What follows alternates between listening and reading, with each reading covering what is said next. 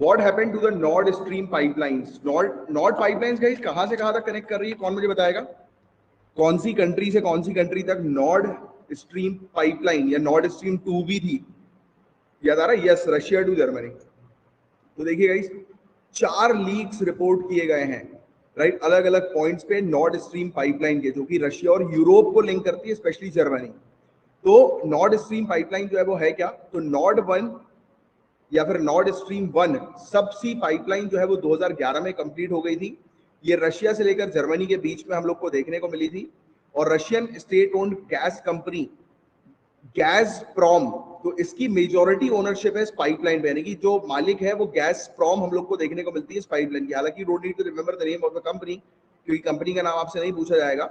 आपको जनरली पता होना चाहिए कि नॉर्ड स्ट्रीम पाइपलाइन जो है वो किसको कनेक्ट कर रही है, तो रशिया टू यूरोप या फिर Russia to specially Germany. By chance कभी कभी जर्मनी भी पूछ लिया जा सकता है, तो बिल्कुल आपको इसको याद रखना है।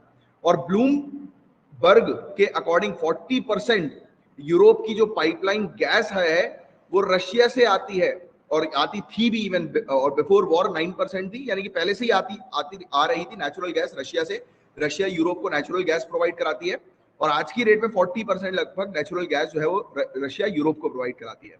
अब नॉर्ड स्ट्रीम सेकंड पाइपलाइन की बात करें तो 1200 किलोमीटर की ये पाइपलाइन हम लोग को देखने को मिलती है, जो कि यूएससी लुगा जो रशिया के अंदर है से लेकर जर्मनी को जो है वो प्रोवाइड कराती है बाल्टिक सी में। अब देखो बाल्टिक सी से होकर गुजरती है, तो the question can come like this कि बाल्टिक सी। अब मेरा एक क्वेश्चन है आप सभी लोगों के लिए, जिसका आंसर आपको जो है वो कमेंट पे देना है, अभी नहीं बाद में, लेटर ऑन चैट वाले सेक्शन पे आप दे दीजिएगा, कमेंट वाले सेक्शन पे दे दीजिएगा कि बाल्टिक सी के, लिख लो कई बार जब भी मैं पढ़ाऊं तो अपने पास पेन और कॉपी लेकर बैठा करो।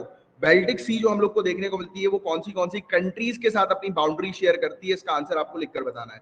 तो 1200 किलोमीटर की पाइपलाइन रशिया से जर्मनी को कनेक्ट करने वाली नॉर्ड स्ट्रीम सेकंड के तहत हम लोग को देखने को मिली है, और ये 55 बिलियन क्यूबिक मीटर गैस जो है वो हर साल कैरी करती है।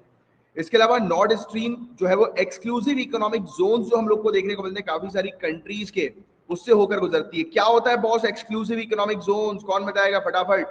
हमने इस टॉपिक को UNCLTAD, मतलब ये हम लोग को एक कन्वेंशन जो है वो देखने को मिलता है, तो उसके थ्रू जो है वो हम लोग को नजर आता है कि एक्सक्लूसिव इकोनॉमिक जोन जो है वो स्टैब्लिश किए गए थे, डेवलप किए गए थे। तो कितने किलोमीटर का एक्सक्लूसिव इकोनॉमिक जोन होता है, कौन बताएगा? EEZ, कितने किलोमीटर तक एक्सक्लूसिव इकोनॉमिक जोन हम लोग को देखने को मिलता है? 12 नॉटिकल माइल्स, 12 नॉटिकल माइल्स। एक कंट्री जो हम लोग को देखने को मिलती है उसका जो समुद्री एरिया जो होता है 12 नॉटिकल माइल्स तक का, वो एक्सक्लूसिव इकोनॉमिक जोन का हम लोग को देखने को मिलता है। याद आ रहा है आप लोग को? Are you recalling the points जो हम पहले कई बार जो है वो काफी डिटेल में कवर कर चुके हैं? जैसे कि आप गोवा में खड़े होंगे तो गोवा से 12 नॉटिकल माइल्स तक का जो एरिया है वो एक्सक्लूसिव इकोनॉमिक जोन का एरिया, मतलब एक कंट्री का खुद का एरिया। उस एरिया पर एक कंट्री जो है वो क्या कर सकती है, वो उस एरिया पर अपने रिसोर्सेज जो हम लोग को देखने को मिलते हैं तो उसको वहां से निकाल सकती है, राइट। तो Russia, Finland, Sweden, Denmark, Germany, ये कंट्रीज हम लोग को जो 5 कंट्रीज देखने को मिलती है, इनका जो एक्सक्लूसिव इकोनॉमिक जोन है उससे होकर ये नॉर्ड स्ट्रीम जो है वो क्रॉस होती है। तो ये सब पॉइंट बिल्कुल अच्छे से आपको ध्यान में रखना है। और टेरिटोरियल वाटर जो है वो किन किन के हैं? रशिया, जर्मनी और डेनमार्क के।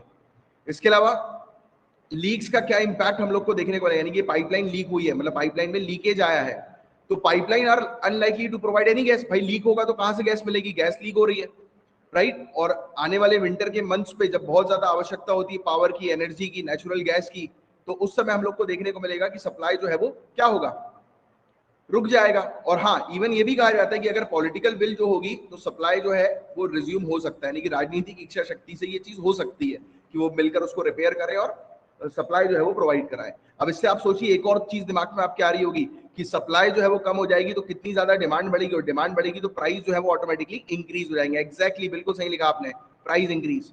फिर gas price spike, next point में यही आ गया। मैंने आपको हमेशा बताया सिविल सर्विसेज की तैयारी कर रहे हो तो it is very important for you guys कि जो अभी पढ़ रहे हो तो नेक्स्ट में क्या आने वाला है उसका पहले से दिमाग में रख लेना है। जैसे अपन ने ये पहली लाइन पढ़ी, उसका तुरंत बिना देखे अपन के पास दूसरी लाइन दिमाग में आ रही है, और दूसरी लाइन में यही लिखा है, gas price spike. European gas की जो प्राइसेस जो है वो बढ़ जाएंगे, कीमतें उनकी तेजी से जो है वो बढ़ेंगी।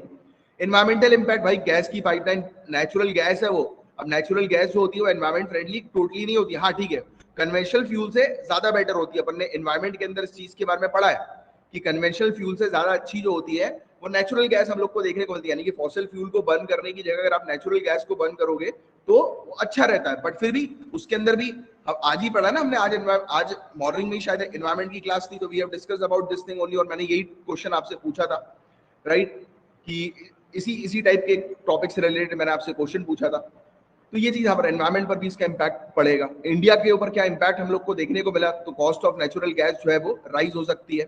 ऑलरेडी कितनी ज्यादा महंगा है भाई, सिलेंडर मेरे ख्याल से 1000 रुपए से ऊपर हो चुका है, मिनिमम 1000 रुपए तो है ही सिलेंडर का प्राइस आज की डेट में इंडिया के अंदर। तो इसका इम्पैक्ट इंडिया में भी देखने को मिल सकता है। तो ये है गाइस पूरा टॉपिक। मैं उम्मीद करता हूँ आपको पूरी चीज अच्छे से समझ में आ गई होगी।